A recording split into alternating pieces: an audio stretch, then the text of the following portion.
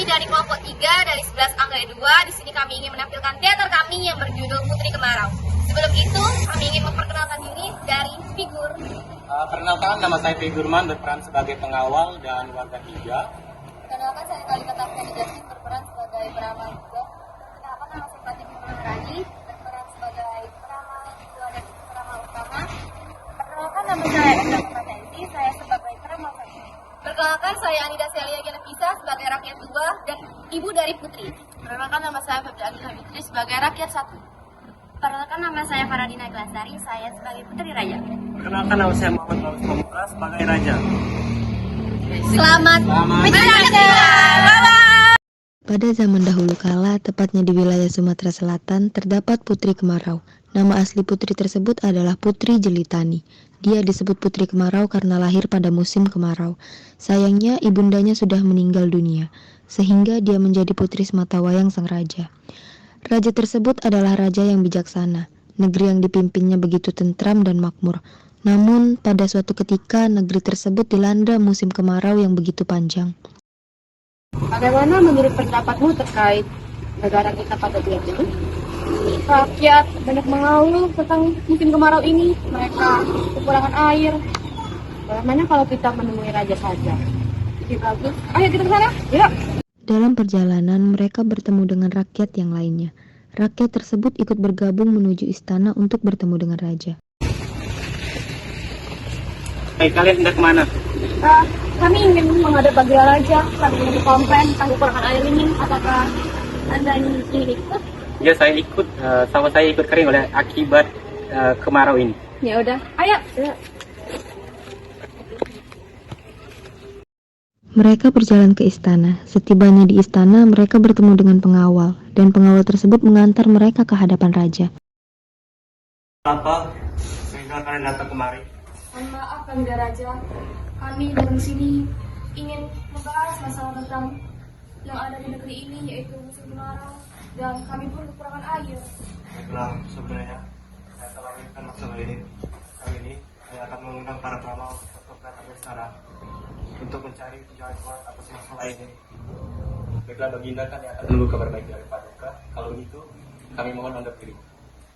Pada siang harinya, peramal yang telah diundang oleh raja datang ke istana. Mohon maaf Baginda, apa gerangan Paduka memanggil kami? Saya mengundang kalian untuk mencari jalan keluar atas masalah kekeringan yang terjadi sekarang ini. Beribu maaf Baginda, kami tidak dapat menemukan solusi atas masalah ini. Maaf atas keterbatasan pengetahuan kami Baginda. Baiklah, kalian boleh pergi.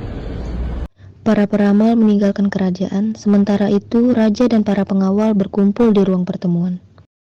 Aku merasa begitu bersalah kepada rakyatku. Aku tidak mampu mengatasi penderitaan mereka. Ampun, Baginda. Saya telah mendengar kabar tentang seorang peramal yang amat sakti. Peramal itu berada di desa yang jauh dari kerajaan ini dan sangat terpencil. Benarkah? Aku harap dia dapat memberikanku solusi. Segera siapkan kereta. Aku akan menuju ke desa itu. Raja segera bersiap-siap untuk menemui peramal yang dimaksud. Setelah itu, seluruh keluarga kerajaan berkumpul. Duhai anakku, ayah akan menemui seorang peramal yang ada di desa yang jauh dari kerajaan. Selama kepergian ayah percayakan kerajaan ini kepadamu. Baiklah Ayah, aku akan mematuhi perintah Ayah. Raja segera berangkat dan meninggalkan kerajaan. Setelah beberapa lama, raja pun tiba di kediaman peramal yang dituju. Setelah mengetuk pintu beberapa kali, peramal itu pun membuka pintunya. Suatu kehormatan bagi hamba, Baginda datang jauh-jauh ke gubuk hamba. Masuklah. Mohon maaf hunian sederhana. Maaf sudah mengganggu waktu Anda. Kiranya, apa yang membuat Paduka datang kemari? Wahai Tuan Peramal, negeriku tengah dilanda kemarau. Rakyatku tengah kesulitan. Aku tidak tahu cara mengatasi hal ini. Tolong, apakah kau ada solusi untuk mengatasi hal ini? Mulai meramal dan terdiam sejenak. Baginda, ada petunjuk yang akan membawa masalah ini keluar melalui mimpi sang putri. Segera. Baiklah, Tuan Peramal. Saya akan menanyakan kepada putriku. Baiklah, terima kasih. Terima kasih kembali Baginda. Sang raja pun meninggalkan rumah peramal. Setelah sampainya di kerajaannya, raja kemudian menemui putrinya. Wahai anakku, ayah telah bertemu dengan peramal yang ayah katakan tempo hari. Petunjuk akan datang pada mimpimu. Tidakkah kau bermimpi tentang hal tersebut? Mohon maaf ayah, aku belum mengalami mimpi tersebut. Tetapi alangkah baiknya kita serahkan saja masalah kekeringan ini kepada Tuhan. Malam pun tiba. Sang putri tertidur di kamar pribadinya. Saat tidurnya itu, putri bermimpi bertemu dengan ibunya. Wahai anakku, apa yang telah dialami oleh mimpi ini akan segera berakhir. Jika ada seorang gadis yang ingin berkorban untuk dirinya, menceburkannya dalam laut. Putri segera terbangun dari tidurnya. Raja juga masuk ke dalam kamar putri kemarau untuk menenangkannya.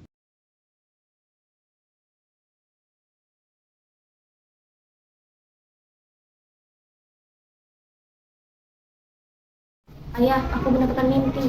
Dalam mimpi tersebut, aku bertemu dengan ibunda. Ibunda berkata kepada aku bahwa kesulitan dalam negeri ini akan segera berakhir. Apabila ada seorang gadis yang mau berkorban dan menjemurkan dirinya ke dalam laut. Bila memang begitu, mari kita berikan pengumuman tentang hal ini kepada rakyat. Dan ayah juga akan mengadakan sayembara untuk mencari seorang gadis yang rela berkorban demi negeri ini. Pada keesokan harinya, raja menepati ucapannya. Raja mengumpulkan rakyatnya dan bertanya, siapa yang mau berkorban sesuai dengan mimpi yang dialami oleh putrinya. Wahai rakyatku, adakah dari kalian yang bersedia untuk melaksanakan amanah ini? Mohon maaf ayah, aku rela berkorban demi kemakmuran negeri ini. Jangan anakku, engkau adalah satu-satunya keluarga yang aku miliki, dan kaulah yang akan meneruskan kerajaan ini. Tidak ayah, aku rela berkorban demi negeri ini. Dan mungkin ini saja takdir saya. Baiklah. Wahai anakku, apakah kau yakin dengan semua ini?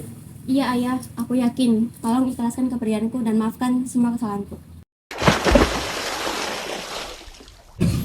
Baiklah rakyatku, saatnya kembali ke rumah masing-masing. Tibanya di istana, raja pun tidur di dalam kamarnya. Kala itu, raja mendengar sebuah suara goib. Pergilah ke tepi laut dan temui putrimu. Raja pun terbangun setelah mendengar suara goib tersebut. Setelah itu, ia pun segera menuju ke tepi laut dan menemukan putrinya berada di sana. Tuhan, terima kasih, engkau telah menyelamatkan putriku. Raja sangat bersuka cita dan rombongan itu pun kembali ke istana. Masalah sudah terselesaikan dan beberapa tahun kemudian Putri Kemarau menjadi ratu menggantikan ayahnya. Ia memerintah dengan bijaksana sehingga rakyatnya bisa hidup dengan tentram dan makmur.